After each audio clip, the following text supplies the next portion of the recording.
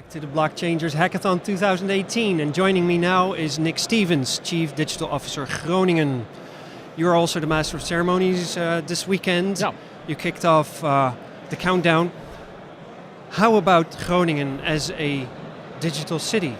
What does that entail? Yeah, that's a really good question.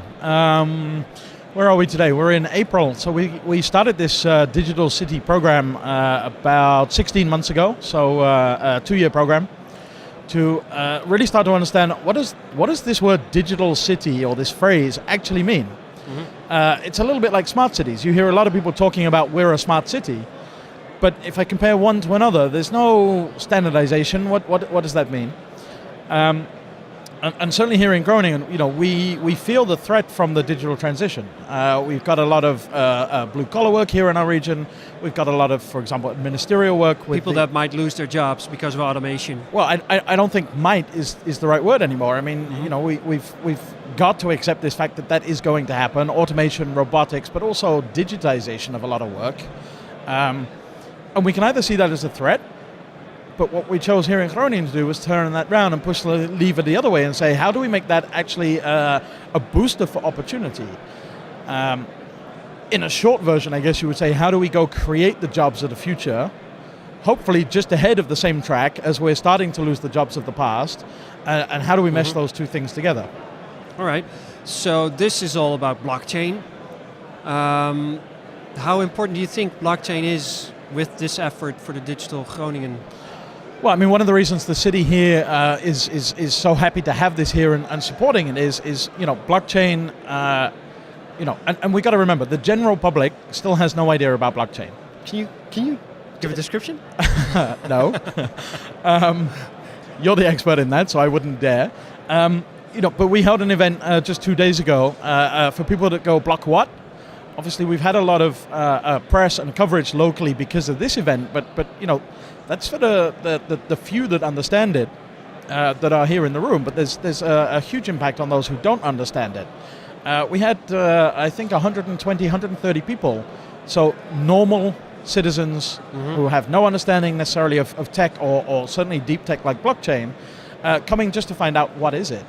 And for me, I think what Rutger van Zaram said on stage earlier, which is, he's got a 3-month-old son, and for him, blockchain will be as normal as the internet is for you and me.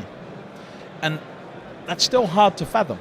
Well, and there's even another difference, because for you and me, the internet has become normal. Yeah, we're right on that cusp of, we just remember before being introduced, so we're reliving a similar experience with blockchain.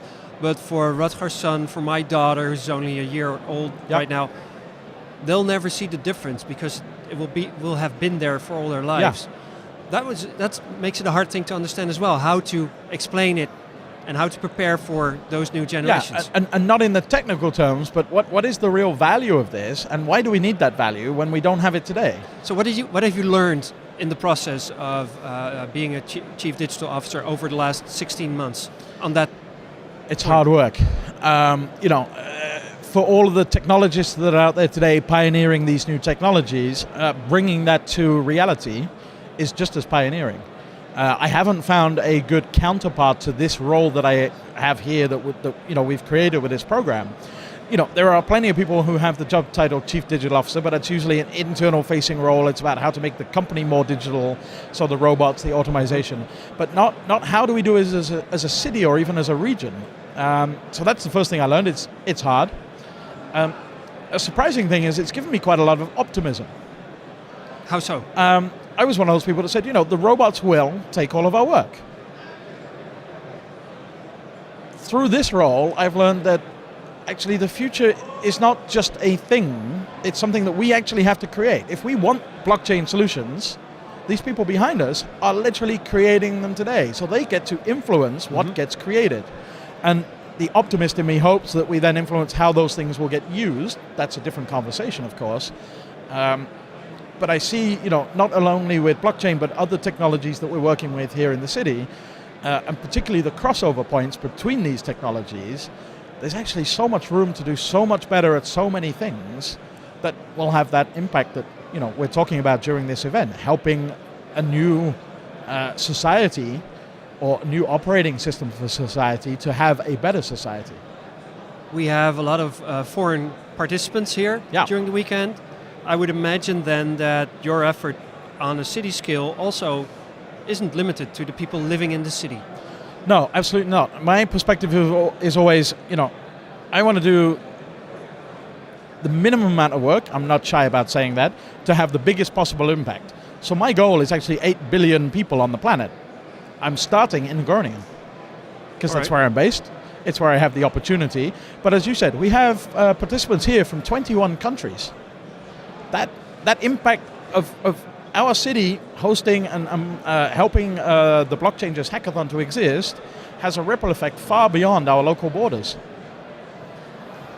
How about the notion of a city still? It has a physical location, a geographical location, it has physical boundaries, but with the internet and all, as we can easily surmise it, how relevant are those physical limits yet? I think they're diminishing. I mean, you and I talk quite a lot about entrepreneurship, and today, if you're creating a company, whether it's for the first or 10th time, local borders, which more or less don't exist anymore, national borders, which are a sort of artificial construct, they don't exist. As you said, the internet crosses everything. And so that's what excites me about some of the stuff happening here and some of the stuff that happened last year at the hackathon, is actually crossing those borders before it's made, right? These folks are thinking global on day one, and that a solution that's made here is potentially scalable to the whole world in a relatively short period of time compared to technology 100 years ago. Physical distribution 100 years ago was incredibly difficult and expensive. Physical distribution of internet solutions, blockchain or otherwise, is the click of a button. Right. So why are these 700 people then still here in this room together? Yeah, that's a great question. Why do we need to do it in one space? There have been hackathons that have been run remote, but there's something about pulling people together. There's something about time boxing it in a weekend or a pressure cooker sort of situation. But there's the togetherness. There is this connecting of people, sharing of knowledge. Even this conversation that you and I are having right now would be slightly different if we were doing this across the internet. Right. The fact that we can walk around here and bump into people like Vinay Gupta, who knows, like very few people on the planet, what blockchains are going to do and where he wants to guide them. The fact that he's here all weekend and any one of these 700 plus attendees can just walk up to him and say hi and have a conversation with him is so much more powerful than just sending a message over the internet. Last question. As a Chief Digital Officer, what is your role in the trajectory? We're talking about launch sequences, right? Yep.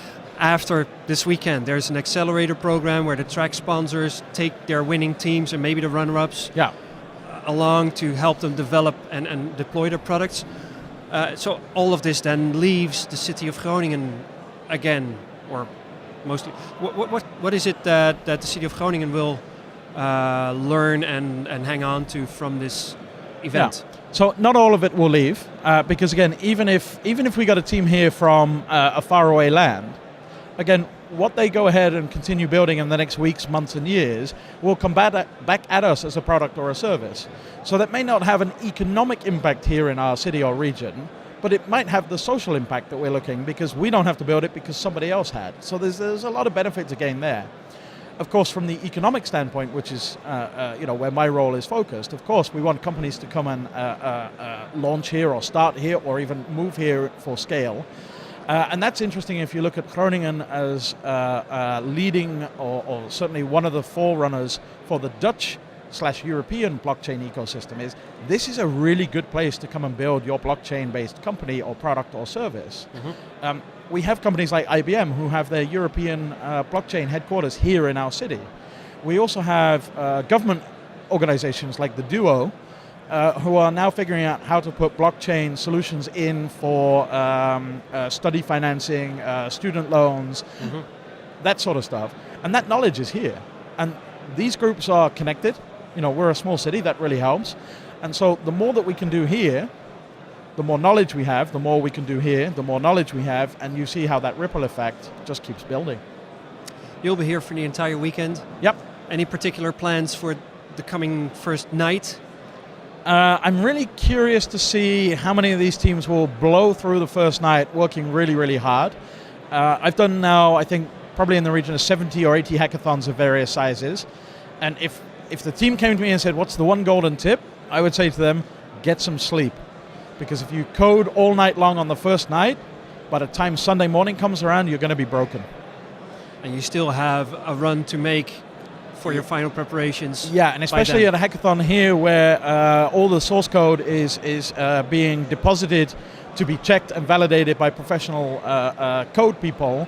So those last minute mistakes when you're really, really tired and the clock is counting down, the last 5 minutes, could make or break a team's success at winning a hackathon.